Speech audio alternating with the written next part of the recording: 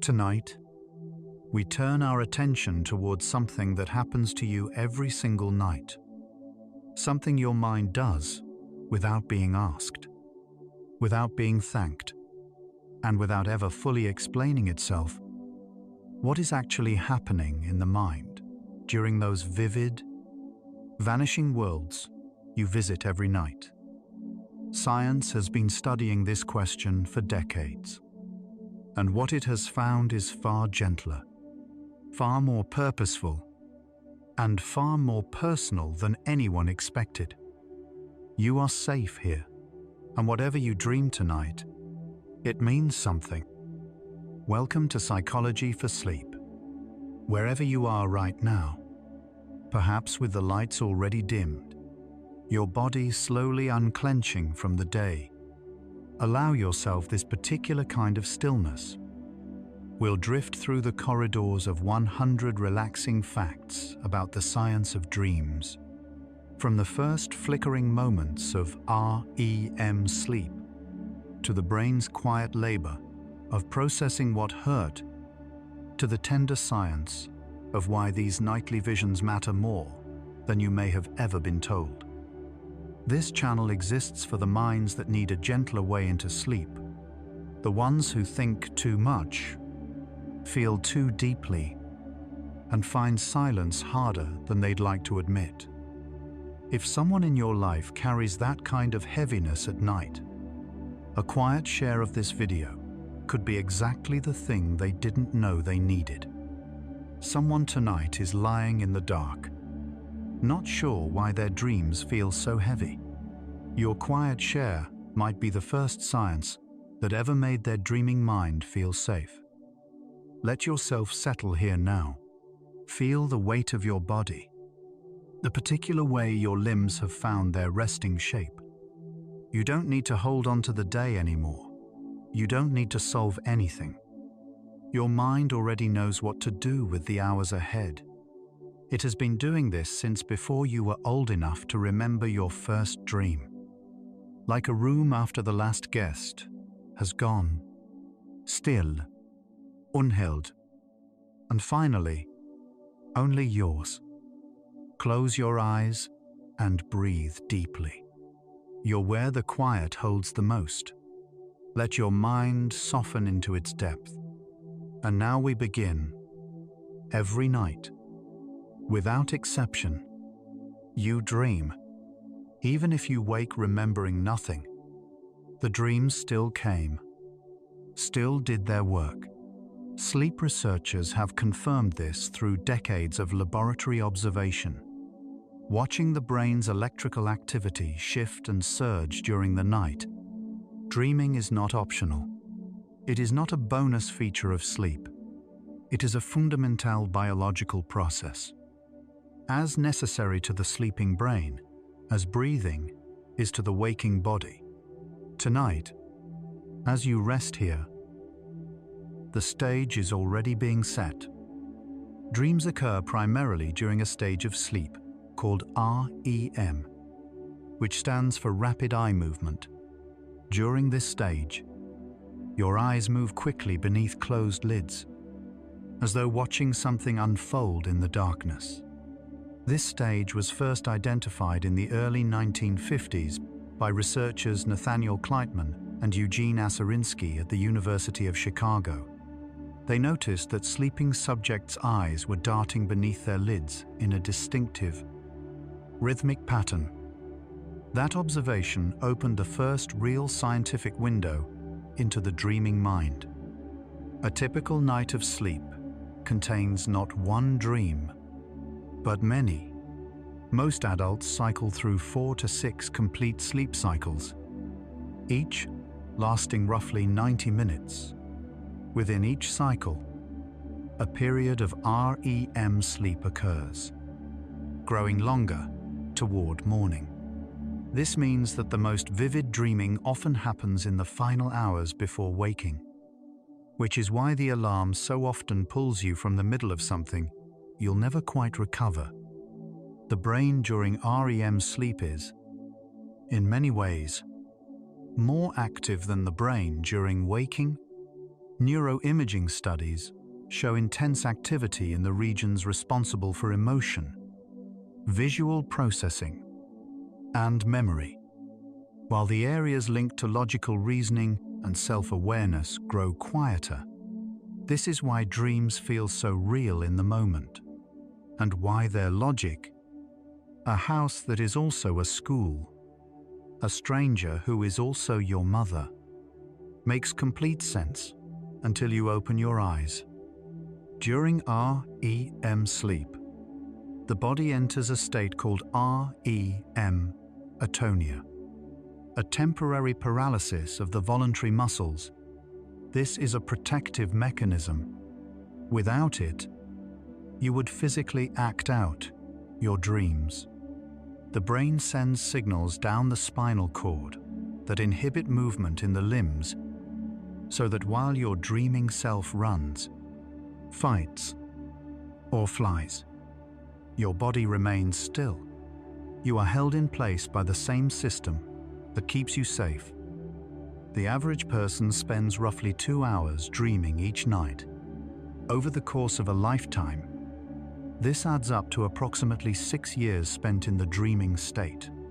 6 years of landscapes, conversation, reunions, and adventures, almost none of which you will consciously remember. The mind is a prolific creator, working through the dark in ways that rarely ask for recognition. Dream recall, the ability to remember what you dreamed, is surprisingly fragile. This fragility is connected to the brain's chemistry during REM sleep. Norepinephrine, a chemical that helps encode experiences into lasting memory, is almost entirely absent during dreaming. Without it, the dreaming mind cannot easily write what it sees into permanent storage.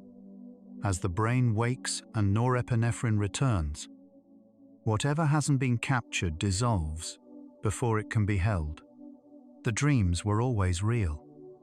They simply were not designed to last. Children dream more than adults, and newborns may spend up to 50% of their sleep time in REM. Researchers believe this early REM abundance supports the rapid neural development of the infant brain. Even before a child has language for their experiences, the dreaming brain is already working, building connections, strengthening pathways, laying the architecture of a mind that will one day wonder about its own dreams. People who have been blind from birth do dream, but their dreams do not contain visual images in the way sighted people experience them. Instead, their dreams are rich with sound, touch, taste, and smell. Research in sleep science has found that congenitally blind individuals report more sensory diversity in their dreams than sighted people, whose dreams tend to be predominantly visual. The dreaming mind works with whatever it has and finds a way to make it vivid. So already, in these first 10 facts, the shape of something is becoming clear. Dreams are not random. They are not meaningless flickers at the edge of consciousness. They are the mind's nightly output, structured, purposeful, and exquisitely adapted to the particular brain doing the dreaming. What is happening in your mind during those vivid, vanishing worlds? The answer begins here, in the architecture of the sleeping brain itself. The hippocampus, the brain's primary memory processing structure, is highly active during REM sleep. Research has shown that the hippocampus replays recent experiences during sleep, a process believed to support the transfer of memories from short-term to long-term storage. When you dream of something that happened recently, it may not be coincidence. It may be the brain revisiting the experience as part of the process of deciding what to keep. The amygdala, the brain's emotional processing center, is one of the most active structures during dreaming. This may explain why so many dreams carry such strong emotional weight. Anxiety, of grief, joy, longing, even when the narrative logic that surrounds them makes no rational sense. The dream doesn't need a coherent plot to deliver a true feeling. Emotion is often the point. Research suggests that REM sleep provides a space for the brain to process emotionally charged memories in a neurochemical environment that is notably calmer than waking. During REM, noradrenaline, the brain's primary stress-activating neurotransmitter, is suppressed to near silence. Painful memories can be revisited in the dream state without the same physiological distress they carry while awake. Sleep, in this way, may gently soften what hurt. Recurring dreams are among the most studied and least understood phenomena in sleep science. They tend to appear during periods of stress, unresolved conflict, or significant life transition. Research has found that recurring dreams often center on common themes: being chased, losing teeth, failing an exam, arriving late, and that their frequency tends to decrease when the underlying psychological stressor is addressed. The dream returns because something has not yet been heard. Lucid dreaming, the state of being aware that you are dreaming while the dream continues, has been confirmed as a genuine neurological phenomenon. During lucid dreams, activity in the prefrontal cortex, the area responsible for self-awareness and metacognition, increases, bridging the gap between the unconscious world of dreaming and the reflective capacity of waking consciousness. Some people can learn to enter this state deliberately through specific training techniques. In a lucid dream, the line between watcher and dreamer dissolves. Research has shown that specific neurons in the hippocampus fire in recognizable sequences during both waking experiences and the REM sleep that follows, suggesting that the brain is not merely replaying memories at random, but actively organizing and cross-referencing them. Pre-sleep experiences shape neural activity during REM in measurable ways, leaving traces in the brain's electrical patterns that correspond to what was learned, heard, or felt during the day. Sleep is not the absence of thinking. It is a different kind of thinking entirely. The content of dreams is influenced by waking life in measurable ways. In the days following a traumatic event, dreams often incorporate the emotional texture of that experience. Though rarely its literal images, this phenomenon, called dream incorporation, is thought to be part of the brain's attempt to process difficult experiences. The dream doesn't show you exactly what happened. It shows you how it felt and begins the long, quiet work of making it survivable. Sleep deprivation, particularly the loss of REM sleep, has been shown to disrupt emotional processing in significant ways. Studies have found that people deprived of REM sleep become more emotionally reactive to negative stimuli during waking hours, less able to regulate distress, and more prone to anxiety and irritability. Dreaming, it turns out, is not a passive experience. It is part of the maintenance schedule that keeps the waking mind stable. Animals dream. This has been demonstrated across a wide range of species, from rats and mice to dogs, birds, and dolphins.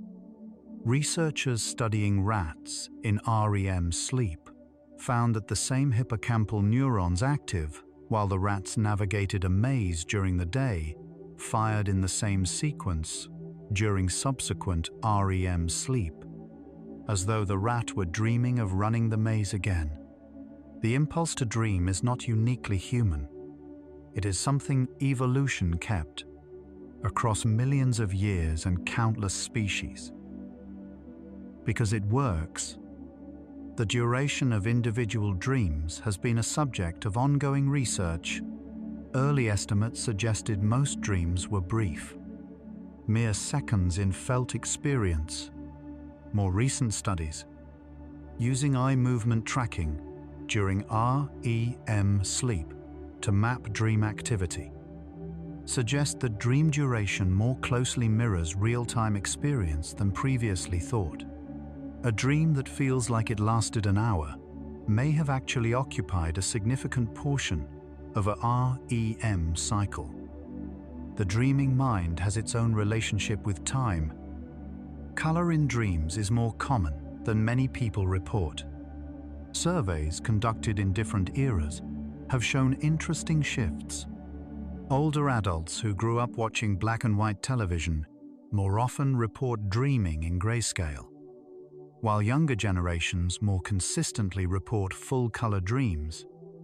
This suggests that the dreaming brain is shaped by visual experience in ways that persist long after childhood. The palette of your dreams was painted, in part, by everything you ever stopped to look at. The default mode network, a set of brain regions that become active during rest, daydreaming, and self-referential thought, overlaps significantly with the neural network active during dreaming. This connection has led some researchers to describe dreaming as a kind of intensified, immersive version of the mind's natural resting state. When you let your thoughts wander, you are touching the same territory that dreaming inhabits. Sleep deepens it. The dreaming mind may be what the resting mind is always reaching for. Research into dream content has found that people who regularly experience fear within their dreams, but reach some form of resolution before waking, tend to show reduced emotional reactivity to threatening situations during the day. Scientists studying the relationship between dream emotion and waking mood have proposed that the dreaming brain may function as a safe rehearsal space, allowing the mind to process fearful scenarios without the full physiological consequences of real threat. The dream, in this view, is not a problem to be solved. It is a practice run. The prefrontal cortex, responsible for rational thought, planning, and impulse control, is largely deactivated during most dreaming. This explains why the dreaming mind accepts impossibilities without question, why boundaries between people and places dissolve, and why plot logic is rarely challenged from the inside. In the dream, you do not question, you simply experience. There is something almost restful in that. A temporary freedom from the part of the mind that spends its waking hours judging everything, including itself. These first 25 facts have mapped something quiet and extraordinary. Every night, without your permission or your planning, your brain enters a state of intense, purposeful, emotionally rich creative activity. It processes what hurt. It rehearses what frightened. It replays what mattered. And then, like a careful librarian working after hours, it files everything away before you wake. The mind you carry into each morning has been tended all night long, without your knowing. Let's pause here and notice your body. As you breathe out slowly, appreciate each tiny cell inside. Right now, your brain is already beginning its nightly work, sorting today, releasing what can be released, holding gently What needs more time? Trillions of processes working in silence. Heart beating, lungs breathing, and somewhere beneath awareness, a mind already preparing the stage for tonight's dreaming. You don't need to do anything. It knows how. Now we continue. Dreams rarely contain entirely new faces. Research suggests that the characters who appear in your dreams, even strangers, are drawn from people you have actually seen at some point in your life. The dreaming brain does not invent faces from nothing. It assembles them from a vast, unconscious catalogue of every human being whose image has ever reached your eyes. The stranger in last night's dream may have been someone you passed in a hallway 20 years ago. The body does not fully disconnect from the environment during sleep.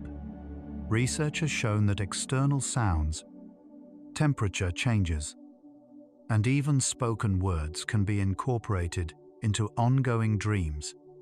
In one study, participants were played recordings of their own names during REM sleep, and a significant portion incorporated the sound into their dream narrative. Without waking, the sleeping mind is never entirely elsewhere. It keeps one quiet ear on the world it has temporarily left. Dream journaling, the practice of recording dreams immediately upon waking, has been shown to meaningfully improve dream recall over time. Researchers believe this works by strengthening the neural pathways involved in memory consolidation during sleep, essentially training the brain to hold on to what it would otherwise release. People who journal their dreams consistently report richer, more detailed dream memories, and often notice recurring symbols and emotional themes they had not previously recognized. The sense of smell is rarely present in dreams, despite being one of the most emotionally potent senses in waking life. This may be because the olfactory cortex, the brain region processing smell, is less consistently activated during REM sleep than the visual and auditory regions. The dreaming world is, for most people, a place without fragrance, which makes it all the more interesting that the smell of something familiar, rain, a certain soap, old books, can trigger the deepest, most involuntary kind of waking memory. Post-traumatic stress disorder frequently disrupts the normal dream process. People with PTSD often experience nightmares that replay traumatic events with unusual vividness and literal accuracy. Unlike the typical symbolic or transformed imagery of ordinary dreaming, researchers believe this may reflect a disruption of the normal REM process, which typically softens the emotional charge of difficult memories. New therapies, including imagery rehearsal therapy, which teaches the dreamer to consciously rewrite nightmare endings while awake, have shown meaningful success in reducing nightmare frequency and distress. The experience of déjà vu, that strange, fleeting certainty that you have lived this moment before, has been linked by some researchers to dream memory. The theory suggests that some déjà vu moments may represent brief, unconscious recognition of a scene or situation that appeared in a dream that was subsequently forgotten. The memory left no conscious trace, but something deeper recognized the echo. Whether or not this explanation holds fully, it speaks to how porous the boundary between sleeping and waking experience really is. Creative insight has long been associated with the dreaming mind. Historical accounts abound. The chemist Auguste Kekule famously reported that the circular structure of benzene came to him in a dream of a snake eating its own tail. Paul McCartney has said that the melody of yesterday arrived in a dream, researchers have since documented this phenomenon more formally, finding that REM sleep is particularly associated with the ability to detect hidden connections between distantly related concepts, the kind of flexible, associative thinking that underlies creative breakthroughs. A study published in 2021 in the journal Science Advances found that brief hypnagogic sleep, the twilight state between waking and sleep, was associated with a meaningful increase in creative problem solving.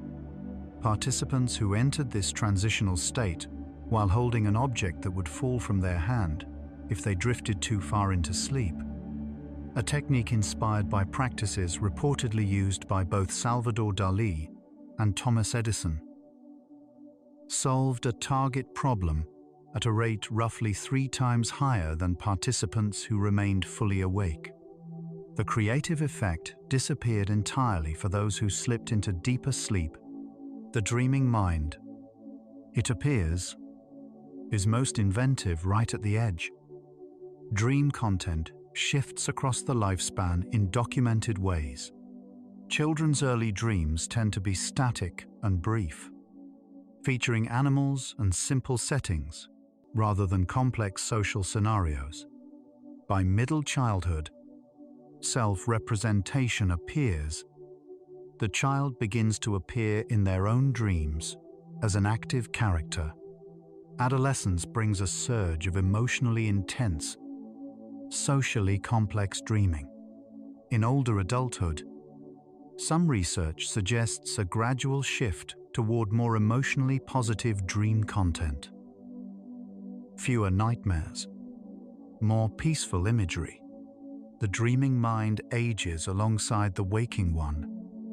The phenomenon of sleep paralysis, waking during or immediately after REM sleep, while the body's atonia has not yet lifted, has been documented across cultures for thousands of years.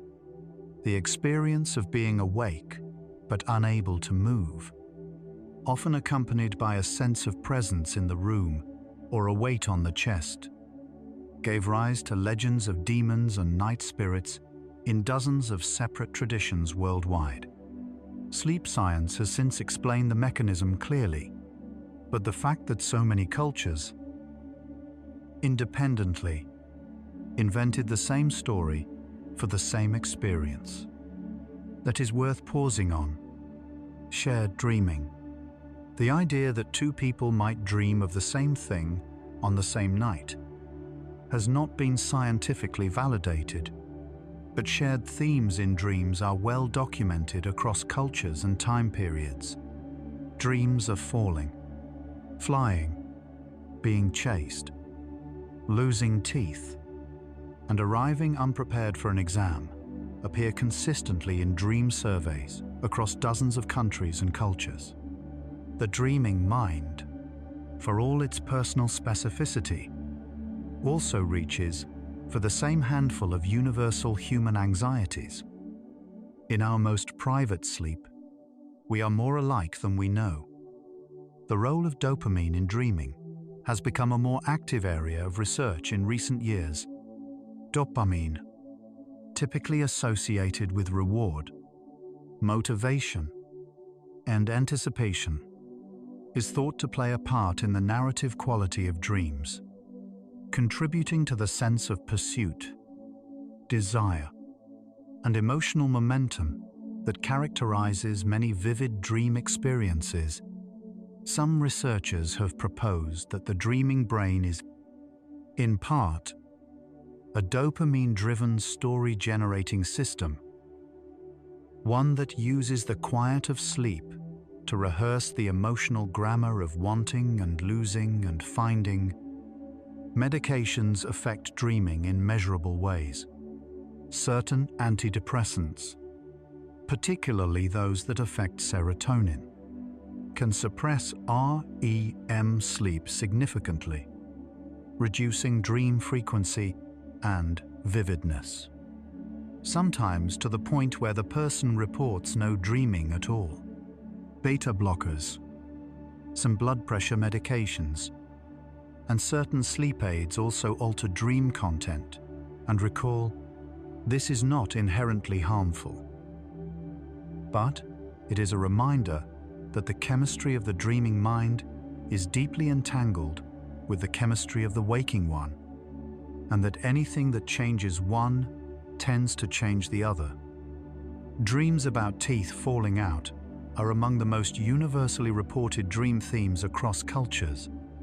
Various interpretations have been offered. Psychological theories linking them to anxiety about appearance or loss of control, and some researchers noting correlations with actual dental discomfort during sleep. What is consistent is the emotional tone. Most people who have this dream describe a feeling of helplessness, of something coming apart that cannot be stopped. The dream is not predicting the future. It is describing a feeling that was already there, waiting to be expressed.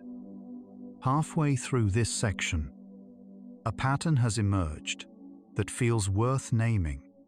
Dreams do not follow the logic of waking life, but they follow a deeper logic, the logic of the emotional body, the logic of unresolved feeling, the logic of what the mind most needs to touch before it can rest. The question we began with, what is actually happening in the mind during those vivid, vanishing worlds, is beginning to answer itself. Something purposeful, something old, something in its own quiet way. Kind, you're still here, still listening, still somewhere between thinking and resting. Take one slow breath. Your brain is doing exactly what it was built to do tonight. If this channel has helped you find a little more peace at the end of a long day, a quiet like or subscribe helps other tired minds find their way here too. We'll keep going together, gently. The glymphatic system, the brain's waste clearance network, is most active during deep sleep. In the periods surrounding REM, during this process, cerebrospinal fluid is pumped through the brain tissue, flushing out metabolic waste products, while REM sleep is the stage of dreaming. It is part of a larger sleep architecture that includes this essential cleaning cycle. The dreaming mind is embedded in a body that is simultaneously healing. Sleep does many things at once. False awakenings, dreams in which you believe you have woken up, only to realize you are still dreaming, are among the most disorienting dream experiences reported.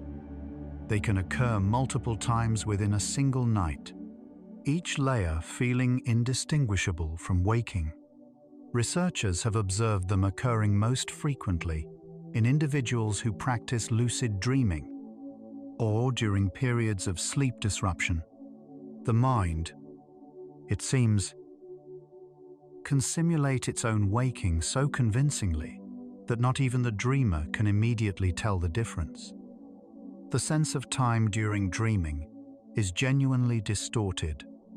Events that take hours in a dream may correspond to only minutes of REM sleep. Conversely, some researchers believe certain dream sequences may unfold more slowly than real time, with the brain's altered temporal processing stretching or compressing experience in ways that have no waking equivalent. Inside a dream, the clock means nothing. There is only the experience, moving at whatever pace the dreaming mind requires. Music has a documented relationship with dreaming. Musicians are more likely than non-musicians to hear music in their dreams. Research has also found that earworms, songs that get stuck in the waking mind, can follow a person into sleep, appearing in dreams as background sound or even as something the dreamer is actively performing. Studies have found that learning a new melody before sleep increased the likelihood of dreaming about it, and that participants who dreamed about the melody showed better recall of it the following day. Sleep rehearses what waking tries to learn. Dream incubation. The deliberate attempt to influence dream content by focusing on a specific problem, question, or intention before sleep, has been practiced in various forms across human history. From ancient Greek healing temples to contemporary therapeutic techniques, research has found that some individuals can successfully guide their dream content through pre-sleep intention, and that this technique has produced reported creative insights and emotional breakthroughs. The dreaming mind can, to a limited but real degree, to be invited. The social content of dreams reflects waking social life with notable accuracy. Research tracking dream diaries over extended periods has found that people dream most frequently about those they interact with most during waking hours.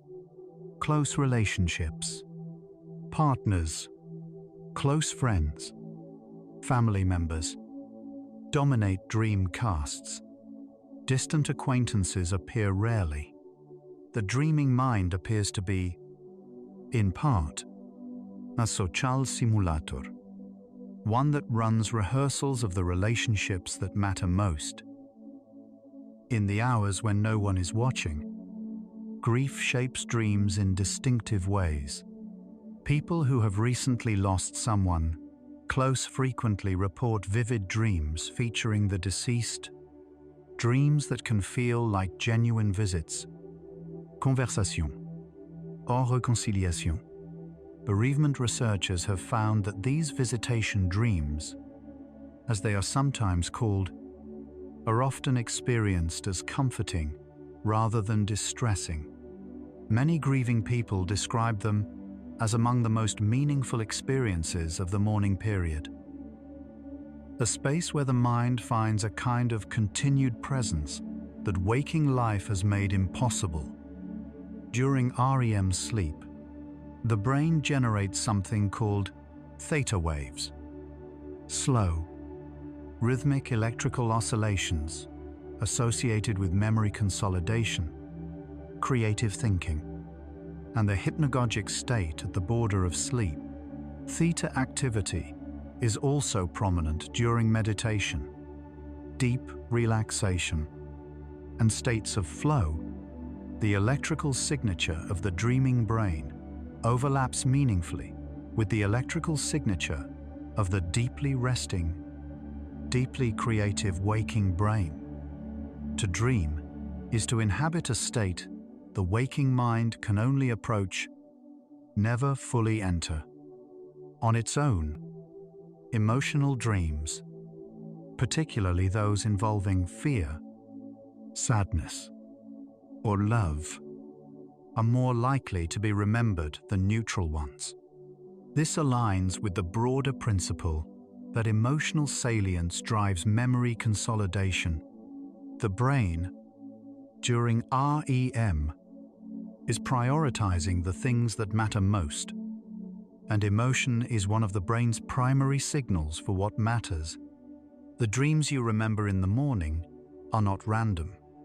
They are, in some sense, the ones your brain most needed you to carry forward, even briefly, into the day. We are halfway through this quiet journey, and the answer to our central question has been deepening with every fact.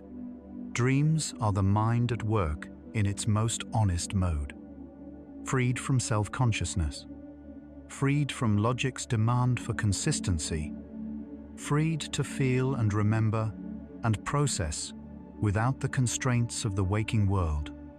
What happens in those vivid, vanishing worlds every night? The mind heals itself, it organizes itself, and in its own tender, unrepeatable language, it tries to tell you what you need to know. Every memory you believe most strongly is actually reconstructed each time you recall it.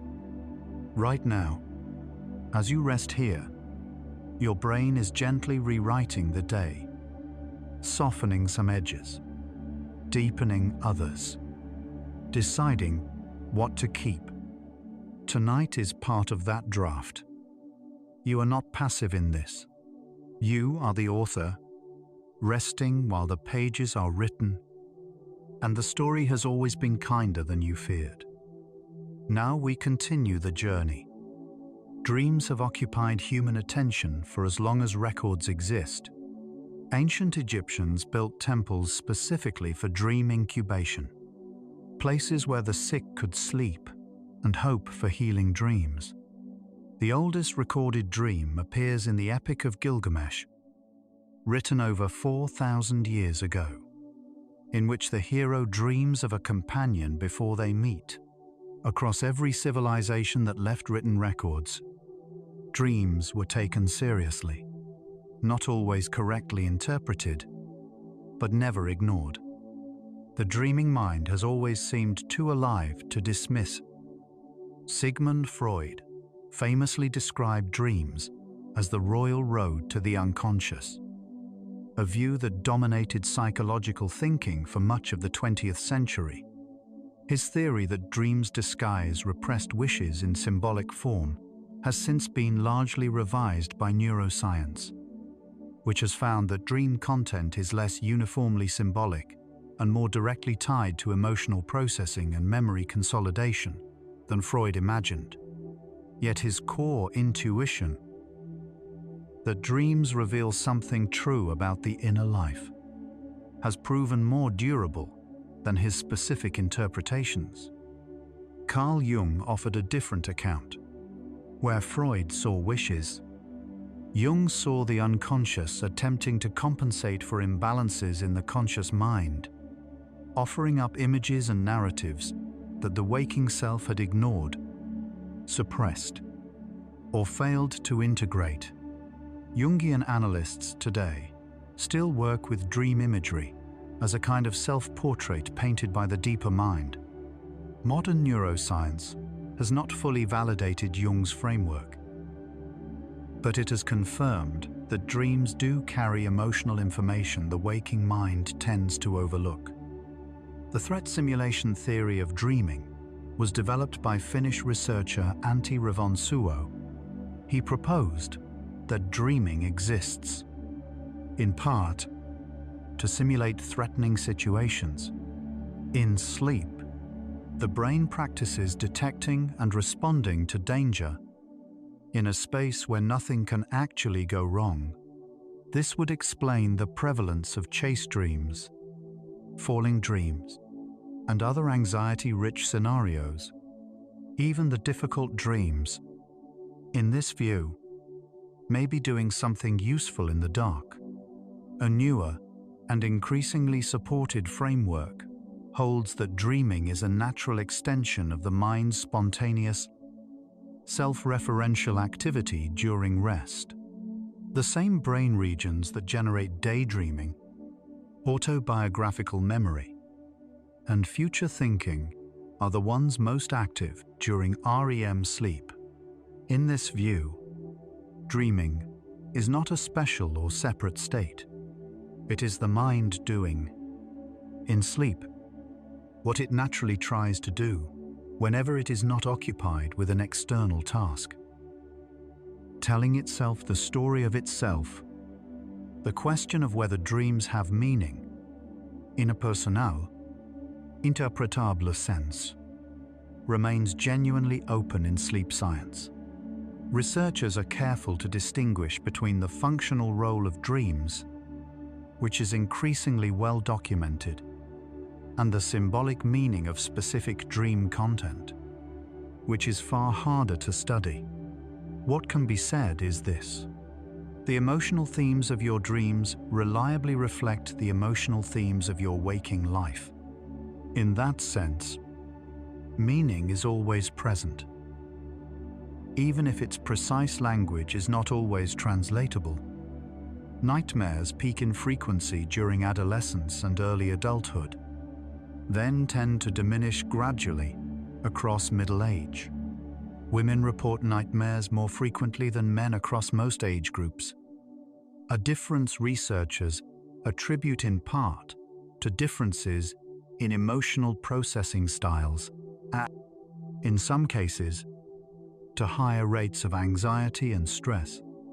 Chronic nightmares, defined as distressing dreams occurring multiple times per week, affect a meaningful portion of the general population and are associated with reduced sleep quality, daytime fatigue, and heightened emotional vulnerability. One of the more intriguing findings in recent dream research involves the role of the sleeping brain in future thinking. Neuroimaging studies have found that the same brain regions active during REM sleep are also engaged when people imagine future events, planning, anticipating, running mental simulations of things that haven't happened yet.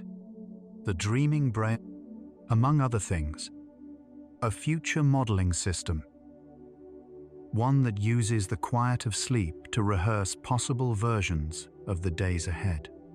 Every dream may contain, somewhere in its imagery, a trace of tomorrow. The content of dreams just before a significant life event, an exam, a performance, a difficult conversation, often reflects that event, though rarely literally. The dreaming mind circles the source of anxiety, finding oblique angles and displaced imagery to approach what the waking mind is not quite ready to face directly. This circling is not avoidance. It is preparation. The dream is doing the work of the body before the body has to do it. Mindfulness practice has been found to influence dream quality in documented ways. Long-term meditators report greater dream recall, more frequent lucid dreams, and a higher proportion of positive emotional content in their dreams compared to non-meditators. Research has found that participants who completed structured mindfulness courses reported meaningful reductions in nightmare frequency and distress. The practice of turning attention gently toward present experience, it seems, teaches the sleeping mind a similar gentleness. The dreaming mind has a tendency toward narrative, toward the construction of story, even from fragmentary and contradictory material. Researchers believe this narrative impulse reflects the brain's deep investment in coherence, in the making of meaning from experience. Even a dream that makes no logical sense tends to have a beginning, a middle, and a feeling of movement through time. The mind that tells itself stories while awake also tells them while asleep. Story may be the most fundamental structure the human brain knows how to build. Exercise has a well-documented positive effect on sleep architecture, including the quality and duration of REM sleep. Regular moderate physical activity has been associated with longer REM periods, faster onset of deep sleep, and more consolidated sleep cycles overall. Some research suggests that exercise also influences the emotional tone of dream content over time, though this effect is subtler and more variable than its impact on sleep architecture itself. The body's investment in its own nightly restoration is something that can be gently supported from the outside in. The relationship between diet and dreaming is an area of growing research interest. Meals eaten close to sleep appear to influence dream content in some individuals, with effects on blood sugar and neurotransmitters involved in REM regulation. Tryptophan-rich foods found in turkey, dairy, nuts, and seeds may support serotonin and melatonin production in ways that gently influence sleep architecture. the dreaming mind is fed, in some small way, by what you ate for dinner. Alcohol disrupts dreaming in ways that are now well understood. Alcohol suppresses REM sleep in the first half of the night, then triggers what researchers call REM rebound in the second half, an intensification of dreaming that often produces vivid, unsettling dream content and contributes to the fitful, unrestful sleep many people experience after drinking. This rebound effect can persist for several nights after alcohol consumption stops. The dreaming mind, deprived, insists on making up what it missed. We now understand that dreaming is not a single thing. It is a family of experiences occurring across multiple sleep stages, shaped by individual neurobiology, life history, emotional state, medication, diet, age, and practice. What you dream tonight will be unlike what anyone else dreams. And yet, running beneath all of it, the universal functions, the consolidation of memory, the processing of emotion, the rehearsal of experience, the telling of the mind's particular story. Dreams are personal, and they are, in their deepest structure, shared.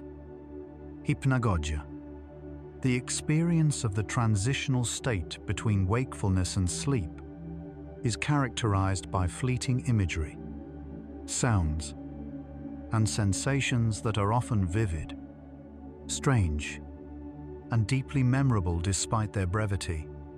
Many people report seeing faces, geometric patterns, or landscapes during this phase, accompanied by a feeling of drifting.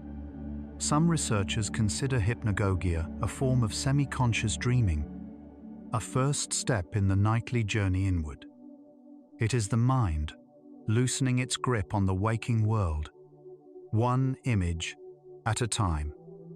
The question of whether animals are conscious of their dreaming, whether a dog chasing something in its sleep experiences anything like the felt quality of a dream, cannot currently be answered by science. We can observe the neural signatures of REM sleep in other species. We cannot know, from the outside, what it is like to be inside. This is not a failure of science. It is an honest acknowledgement of the limit where measurement ends and experience begins. Some things remain, for now, tenderly unknown.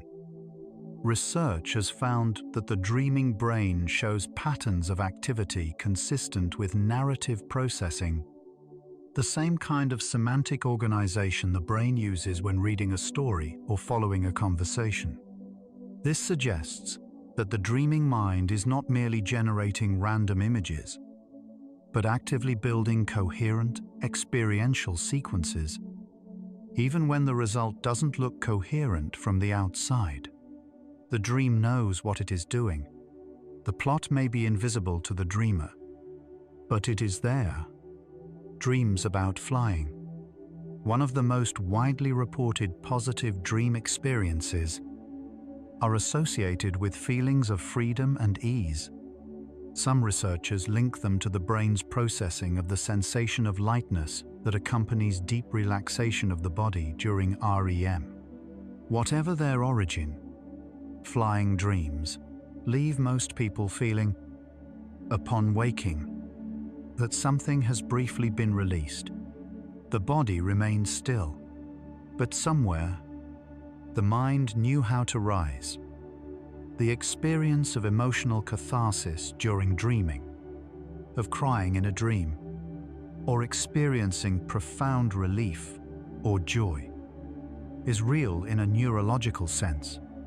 The amygdala and the limbic system are generating genuine emotional responses during these moments. Tears in a dream, are accompanied by the same neural activity as tears in waking life. The feeling is not imagined. It is simply happening in a different chamber of the same mind, in a room with no mirrors, where no one is watching. And the feeling is therefore, finally, free. The practice of discussing your dreams with someone you trust has been found in therapeutic contexts to support emotional processing, not because the dream needs to be decoded, but because the act of narrating a dream, of finding language for its imagery and feeling, engages different neural systems than the original experience and may support integration of the emotional content. The dream, translated into words and received by another person, completes a circuit the sleeping mind began. Significant life transitions shape dreaming in measurable ways. During periods of major change, a new role, a move, a loss, a beginning, dream content tends to shift toward themes of navigation, unfamiliar spaces, and heightened emotional intensity. The dreaming mind mirrors the waking mind's adjustment process, rehearsing new territory before the body has fully arrived there. In this way, dreaming is not only a record of the past, it is a rehearsal for the version of yourself still becoming. A growing body of research describes REM sleep as a form of overnight emotional repair.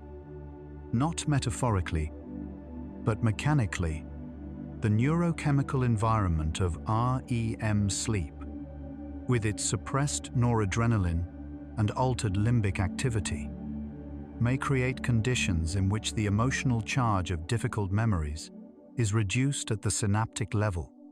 People who sleep well after a distressing event tend to rate that event as less disturbing the following day, compared to people who slept poorly. Sleep does not erase what happened. It softens the edge, and that softening is real and measurable and quietly generous.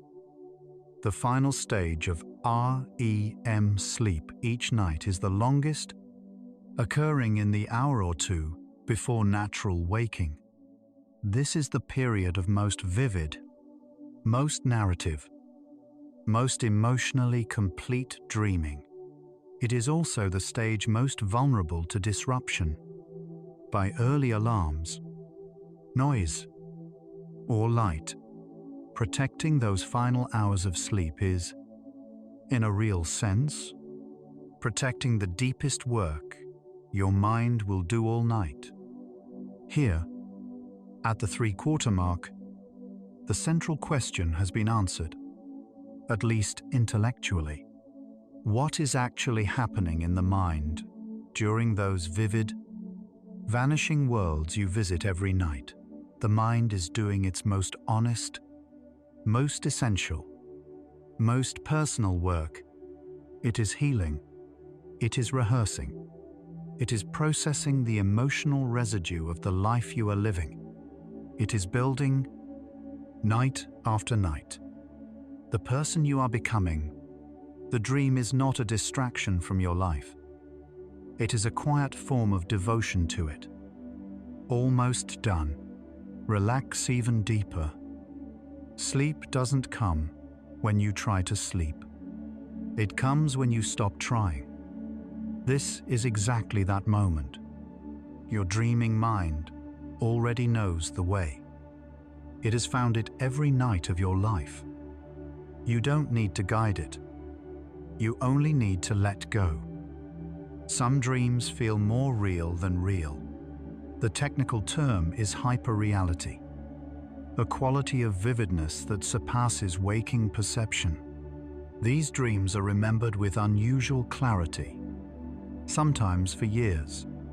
Researchers believe this hyperreality reflects heightened activity in the brain's sensory regions during REM. Without the critical voice, that questions and evaluates, nothing interrupts the experience. The dream simply is, completely, while it lasts. People who experience depression often report significant changes in their dreaming. Dreams tend to be more emotionally negative, more saturated with themes of failure, loss, and isolation. REM. Sleep tends to arrive earlier in the night and last longer, a pattern suggesting the depressed brain is urgently reaching for whatever processing the dream state offers. Some researchers believe this early. Intense REM is an attempt at self-repair that, in depression, cannot quite complete its work. The dreaming mind is trying to help. It needs support from the waking world too. Research has found that the languages people speak shape their dreams.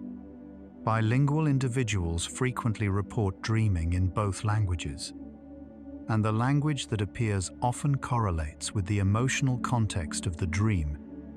The language of childhood, of home, of intimacy appearing in emotionally significant dreams, the dreaming mind reaches, instinctively, for the language in which the feeling was first learned. The moment of waking from a dream is one of the most fragile transitions in human experience.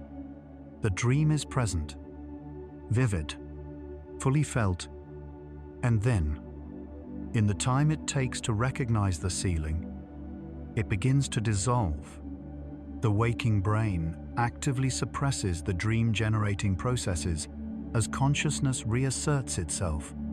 What feels like forgetting is actually a shift in neurochemistry, a return to the hormonal signature of waking that makes the dream's logic, and then its images, progressively untranslatable. Dreams of deceased loved ones continue to be reported across cultures as among the most emotionally significant dream experiences humans describe. They are not confined to the period of acute grief. They can appear years or decades after a loss, often arriving in periods of transition or difficulty. Many people describe these dreams as leaving them feeling genuinely comforted, as though something that needed to be said was finally said. Whatever their neurological origin, their felt meaning is real. The mind, in sleep, tends to what the day cannot reach. The quality of your last thought before sleep influences the texture of your early dreaming. Research has found that people who engage in calming, positive, or creative pre-sleep cognition, reading, gentle reflection, gratitude practice, tend to report more positive, early dream content compared to people who end their day with screens, conflict, or anxious rumination. What you rest your attention on before sleeping matters. Children who experience nightmares frequently are not, as a rule, experiencing psychological harm. Nightmares peak between the ages of 3 and 6. During a developmental period of intense imagination and expanding understanding of the world, most childhood nightmares resolve naturally with age and consistent parental comfort. The nightmare, in childhood, is often simply the mind growing. The experience of waking in the night and not being able to return to sleep is frequently accompanied by a looping quality of thought that feels urgent and inescapable. Researchers have found that this state involves the same brain regions as anxiety and self-critical thinking. The antidote, counterintuitively, is not to try harder to sleep, but to reduce the resistance to wakefulness. The mind, released from the pressure to perform sleep, often finds its way back on its own. Across many cultures worldwide, Dreams have historically held communal significance. Shared in the morning, interpreted collectively, treated as a resource for the whole group rather than private psychological data. Some researchers have suggested that communal dream sharing served to consolidate group identity, surface collective anxieties, and guide community decision-making. The dreaming mind, in this view, is not only personal, it belongs, in some sense, to everyone who cares to listen. The word dream itself carries, in almost every language, a double meaning. In English, a dream is both the experience during sleep and a longed-for future. A hope, en aspiration, a version of life that does not yet exist. This overlap is not accidental. Both meanings describe something the waking mind cannot quite hold. Something that arrives without being forced, that feels more true than ordinary thought, that dissolves at the edges but leaves something behind. The word chose well. Recent research in computational neuroscience has used machine learning to make early progress toward decoding dream content from brain imaging data, translating the neural patterns of the sleeping brain into rough visual reconstructions of what the dreamer is experiencing. This remains in early stages, limited to basic shapes and categories rather than detailed imagery. But the direction is clear. The day may come when the private world of the dreaming mind is at least in outline, legible from the outside. Whether that would be a gift or a loss is a question worth dreaming about. Sleep and memory are so deeply intertwined that some researchers now describe sleep as an active memory editor, not just a consolidation system, but a process that selects, weights, integrates, and sometimes discards memories based on their emotional and predictive value. Where we earlier described the hippocampus replaying experience, here the picture becomes fuller. What survives the night is not simply what was rehearsed most, but what the sleeping brain judged most worth keeping. Every morning, you wake as someone quietly curated by your own dreaming mind. The sensation of falling just before sleep, often accompanied by a sudden muscle jerk that startles you awake, is called a hypnic jerk. It is a common, benign occurrence, experienced by the majority of people. The most widely supported explanation is that it represents a mismatch in the brain's transition from wakefulness to sleep. The motor system firing one last time as the conscious mind begins to let go. It is the body's way of catching itself at the edge before deciding, finally, to fall. There is a quality of certain dreams that defies easy description, the sense of profound significance, of having been shown something vast and true, which dissolves upon waking but leaves behind a kind of residue. These dreams are remembered not for their imagery, but for their feeling. A feeling that something, for a moment, was entirely clear. The dreaming mind sometimes touches something the waking mind has no words for. So, could the science of dreams tell us something fundamental about the nature of mind? It already has. Every night, in the space of a few hours, the brain generates a fully embodied, emotionally real, narratively coherent, alternative reality. Without a physical world, without external input, from nothing but itself.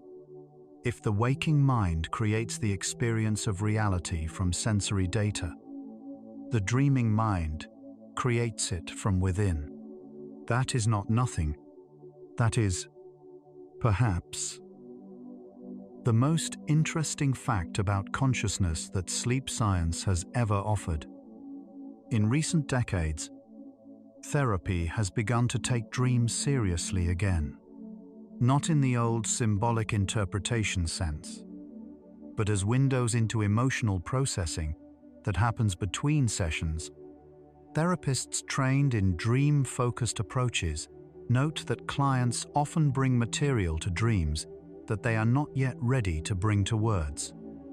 Images and scenarios that, when gently explored, open into territories of feeling and memory that might otherwise have taken much longer to reach. The dream, in this way, is not a symptom, it is an invitation. The quietest part of any dream is usually the part that stays, not the dramatic chase, not the vivid landscape, but a gesture, a tone of voice, the feeling of standing somewhere familiar in a light that is almost right. These fragments, too small to be narratives, are where the dreaming mind is most honest. They arrive without effort and depart without warning, but they leave a trace, a warmth, a sadness, a sense of having been briefly somewhere that mattered. People who report the highest levels of dream recall also tend to report higher creativity and a more fluid relationship between waking imagination and unconscious imagery. Researchers are uncertain whether dreaming causes these traits, supports them, or simply correlates with them.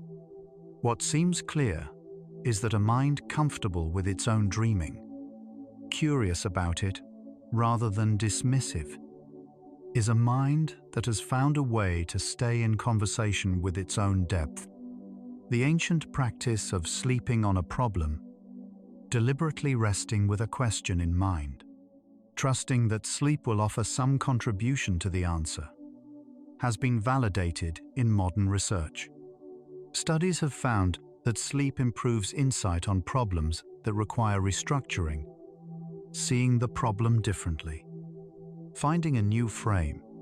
The sleeping mind sees angles the waking mind cannot reach from where it stands.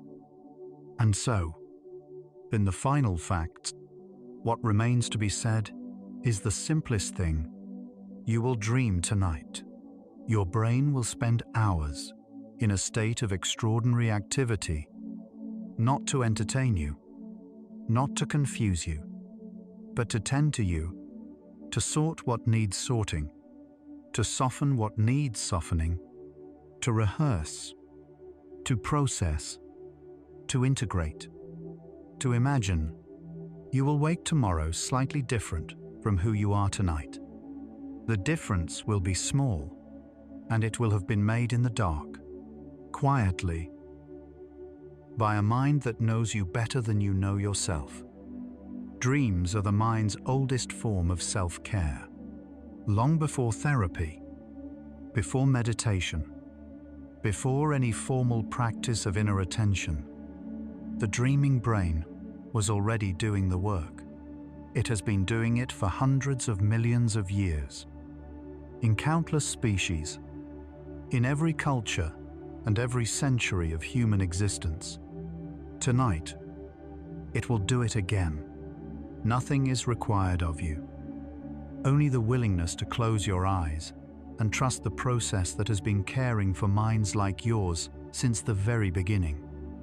The last dream of the night is the one most likely to be remembered. It is also the most emotionally complete, the most narratively developed, and the most directly connected to whatever the brain has been working on throughout the night. If there is a feeling the night has distilled from all its quiet labor, it tends to arrive here. In these final images before waking, pay attention to how you feel in the first moments after waking. That feeling is the dream's last word.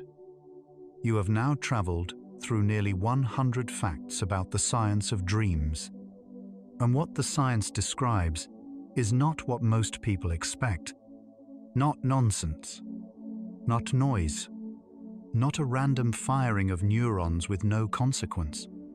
What it describes is a nightly devotion, a mind that heals itself in the dark, a brain that tends to what matters while the body rests, the self that goes on becoming, even when nothing is asked of it. There is something the dreaming mind knows that the waking mind is often too busy to remember. That rest is not the absence of work. It is work of a different kind, the kind that cannot be rushed, cannot be forced, and cannot be fully understood from the outside. The kind that happens beautifully when you finally stop trying to make it happen and simply allow the night to be what it is. The real answer to what happens in the mind during dreams is not a fact. It is a feeling. It is the feeling of waking with something slightly resolved, a weight that was heavy last night, feeling somehow more manageable this morning. It is the feeling of having been taken care of by something that does not need your gratitude or your understanding to do its work. Dreams are not the mystery at the edge of sleep.